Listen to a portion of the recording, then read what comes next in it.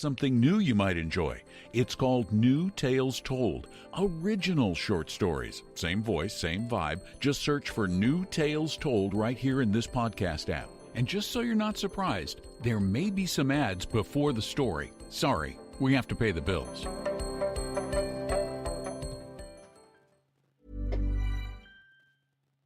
Saving Abigail is the true story of the global fight to rescue a 3-year-old child stolen. This holiday season, give a gift like no other. Give a real-life miracle you can hold in your hands.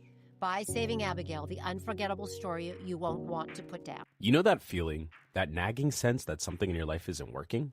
Maybe it's your job. It doesn't excite you anymore. Maybe it's your routine. Every day feels the same. Maybe it's your goals. They all seem out of reach. Instead of making a change, you tell yourself, I'll figure it out later. Stop waiting. Start making progress with Strawberry.me coaching.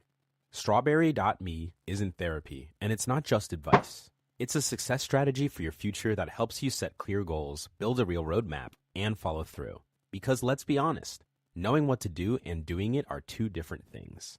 Strawberry.me matches you with a certified coach who helps you tackle career changes and big life decisions. If you're stuck, this is how you move forward. Go to strawberry.me/career and get 50% off your first coaching session. That's strawberry.me/career.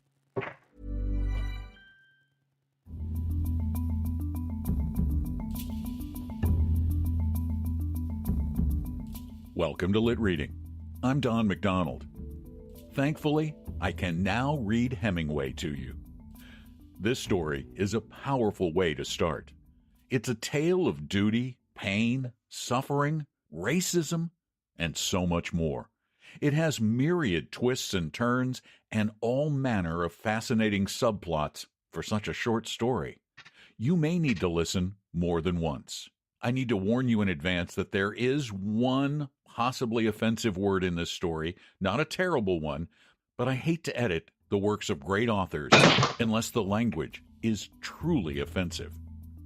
I hope you enjoy Indian Camp by Ernest Hemingway.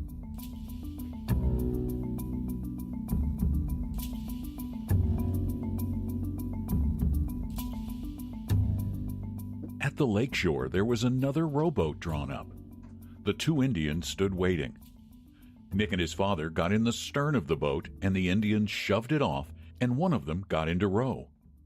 Uncle George sat in the stern of the camp rowboat. The young Indian shoved the camp boat off and got into row Uncle George. The two boats started off in the dark. Nick heard the oarlocks of the other boat quite a way ahead of them in the mist. The Indians rowed with quick, choppy strokes. Nick lay back with his father's arm around him. It was cold on the water. The Indian who was rowing them was working very hard, but the other boat moved farther ahead in the mist all the time. "Where are we going, Dad?" Nick asked. "Over to the Indian camp. There's an Indian lady very sick." "Oh," said Nick. Across the bay they found the other boat beached. Uncle George was smoking a cigar in the dark. The young Indian pulled the boat way up the beach. Uncle George gave both the Indians cigars. They walked up from the beach through a meadow that was soaking wet with dew, following the young Indian who carried a lantern. Then they went into the woods and followed a trail that led to the logging road that ran back into the hills. It was much lighter on the logging road as the timber was cut away on both sides. The young Indian stopped and blew out his lantern, and they all walked along the road. They came around a bend, and a dog came out barking. Ahead were the lights of the shanties where the Indian bark peelers lived. More dogs rushed out to them. The two Indians sent them back to the shanties. In the shanty nearest the road, there was a light in the window. An old woman stood in the doorway holding a lamp. Inside, on the wooden bunk, lay a young Indian woman. She had been trying to have her baby for 2 days. All the old women of the camp had been helping her. The men had moved off up the road to sit in the dark and smoke out of range of the noise she made. She screamed just as Nick and the two Indians followed his father and Uncle George into the shanty. She lay in the lower bunk, very big under a quilt. Her head was turned to one side. In the upper bunk was her husband. He had cut his foot very badly with an axe 3 days before. He was smoking a pipe. The room smelled very bad. Nick's father ordered some water to be put on the stove, and while it was heating, he spoke to Nick. "This lady is going to have a baby, Nick," he said. "I know," said Nick. "You don't know," said his father. "Listen to me. What she is going through is called being in labor. The baby wants to be born, and she wants it to be born. All her muscles are trying to get the baby born. That is what is happening when she screams." "I see," Nick said. Just then the woman cried out. "Oh, Daddy, can't you give her something to make her stop screaming?" asked Nick.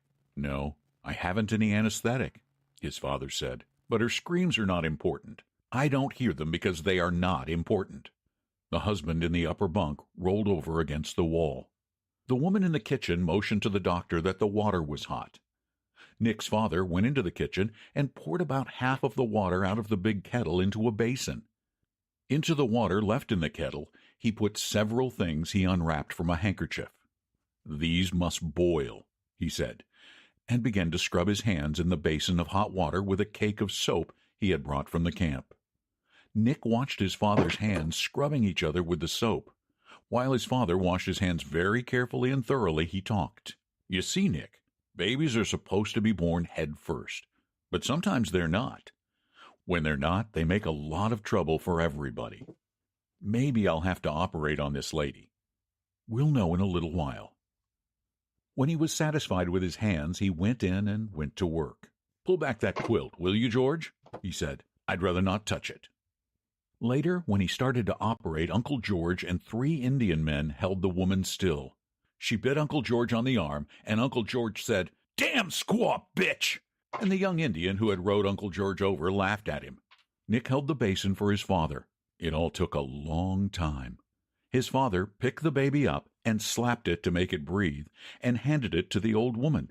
"See, it's a boy, Nick," he said. "How do you like being an intern?" Nick said, "All right."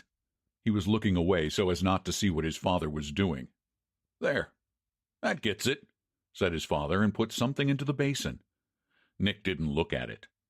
"Now," his father said, "there's some stitches to put in. You can watch this or not, Nick, just as you like.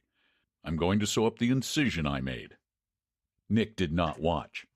His curiosity had been gone for a long time. His father finished and stood up. Uncle George and the 3 Indian men stood up. Nick put the basin out in the kitchen. Uncle George looked at his arm. The young Indian smiled reminiscently. "I'll put some peroxide on that, George," the doctor said. He bent over the Indian woman. She was quiet now, and her eyes were closed. She looked very pale.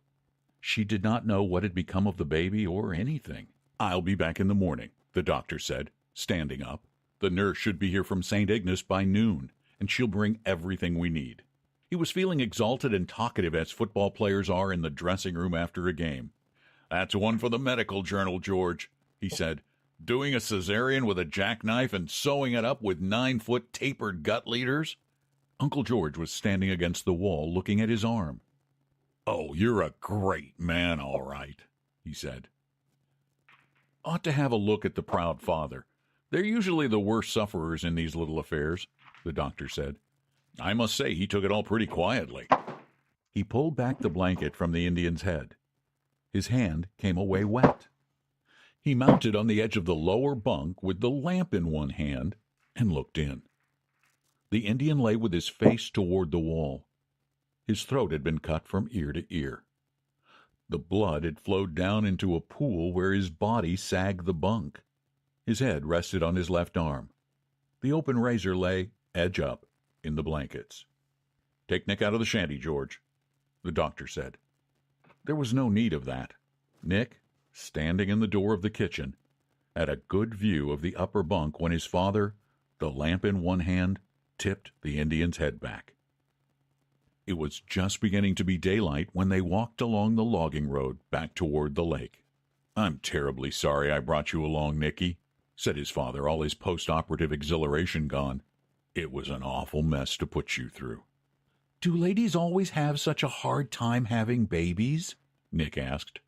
"No, that was very, very exceptional."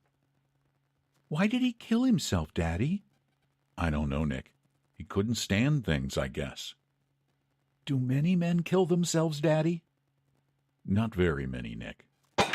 Do many women? Hardly ever.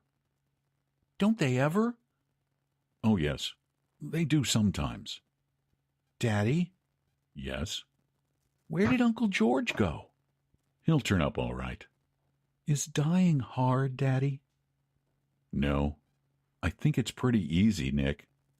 It all depends. They were seated in the boat, Nick in the stern, his father rowing. The sun was coming up over the hills. A bass jumped, making a circle in the water. Nick trailed his hand in the water. It felt warm in the sharp chill of the morning. In the early morning on the lake, sitting in the stern of the boat with his father rowing, he felt quite sure that he would never die.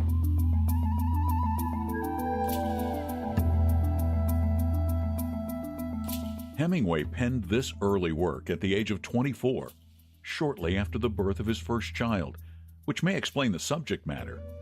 It wasn't published until 1925, and later it became part of his first short story collection.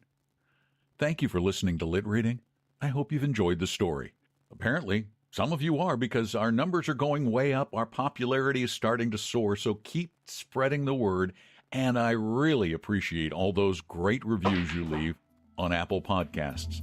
I know that's hard to do, but they make my day. Thanks again for listening. Talk to you soon.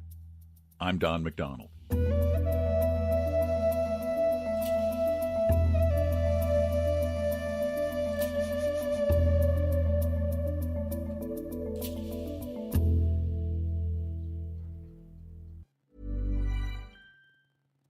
Saving Abigail is the true story of the global fight to rescue a 3-year-old child stolen. This holiday season, give a gift like no other. Give a real-life miracle you can hold in your hands.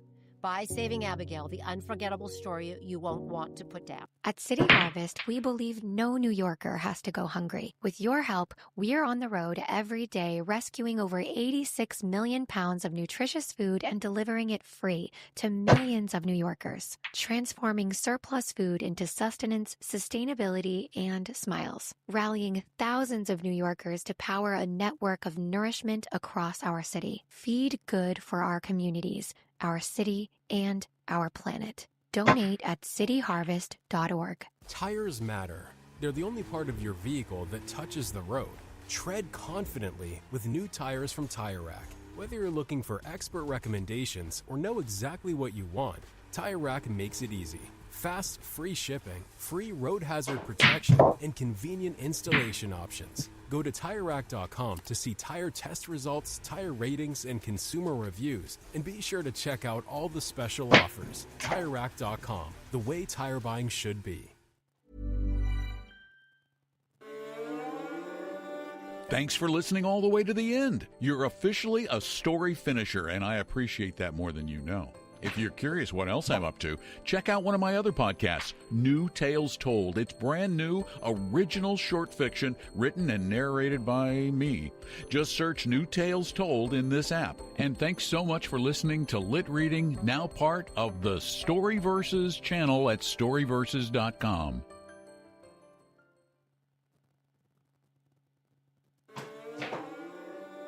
Hey, real quick before the story starts, if you like lit reading, I've got something new you might enjoy.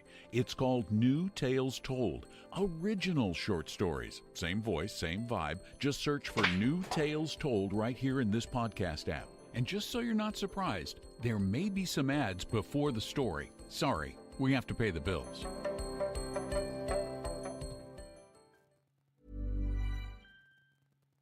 Saving Abigail is the true story of the global fight to rescue a 3-year-old child stolen.